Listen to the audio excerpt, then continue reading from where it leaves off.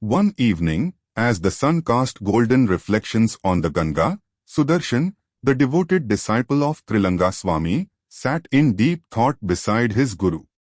The cool breeze carried the fragrance of temple flowers, and the distant chants of Vedic hymns filled the air. Yet, Sudarshan's mind was restless. He finally turned to his guru and asked, "Guruji, I have heard that the pituitary gland is the master gland of the body. Scientists speak of its role in controlling hormones, but I have also heard that yogis consider it a spiritual gateway. What is the true secret of this gland?" Trailanga Swami smiled, his eyes gleaming with divine wisdom. He picked up a small oil lamp that flickered beside him and said, "Sudarshan, tell me, what happens when the flame of this lamp is steady and bright?" Sudarshan observed the lamp and answered, "It gives light to everything around it, Guruji." Trailanga Swami nodded. "And what happens when the wind disturbs it?" "The light flickers, and the surroundings are not as clearly visible." The sage placed the lamp between his palms, protecting it from the breeze. The flame now burned steadily.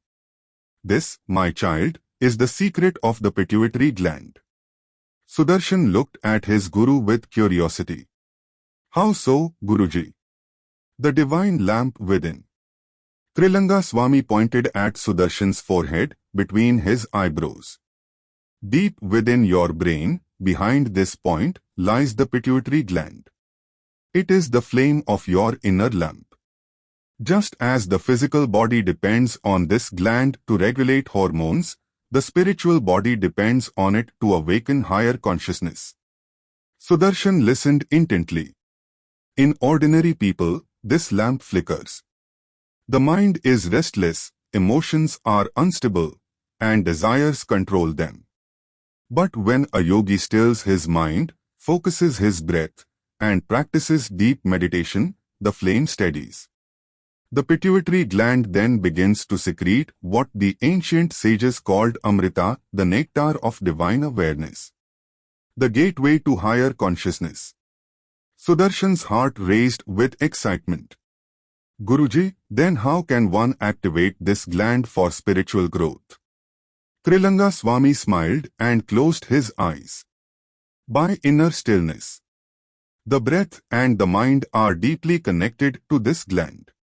When you practice deep meditation, focusing on the point between your eyebrows, the Agya Chakra, you send subtle vibrations to the pituitary gland. This, in turn, awakens your higher perception, intuition, and divine wisdom."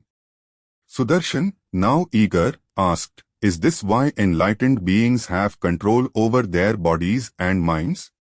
The sage nodded. "Yes. When the pituitary gland is fully activated, it acts as a bridge between the physical and the spiritual. It regulates not only the body's chemistry, but also one's connection to the infinite." The test of stillness. Trailanga Swami then picked up a ball of water and handed it to Sudarshan. "Hold this still." Sudarshan took the ball carefully. The water inside trembled with the slightest movement of his hands. "Now, be completely still." Sudarshan focused, steadying his hands. Slowly, the ripples faded, and the water became perfectly still, reflecting the sky like a mirror. The sage smiled, "This is your mind. When it is disturbed, it distorts reality. But when it is still, it reflects the truth. The pituitary gland is the same, it mirrors divine consciousness when undisturbed." Sudarshan bowed deeply. "Guruji, I understand now. The key is not to force, but to still the mind, and in that stillness, the secrets of the body and soul are revealed." Trailanga Swami placed his hand on Sudarshan's head and whispered, "Yes, my child. Still your thoughts, steady your breath, and let the divine light within guide you. Then, the flame of wisdom will burn eternally." As the night descended upon the sacred city, Sudarshan sat in silent meditation, focusing on his inner flame. And in that silence, he felt something stir deep within, a gateway opening to the infinite. Om Namah Shivaya.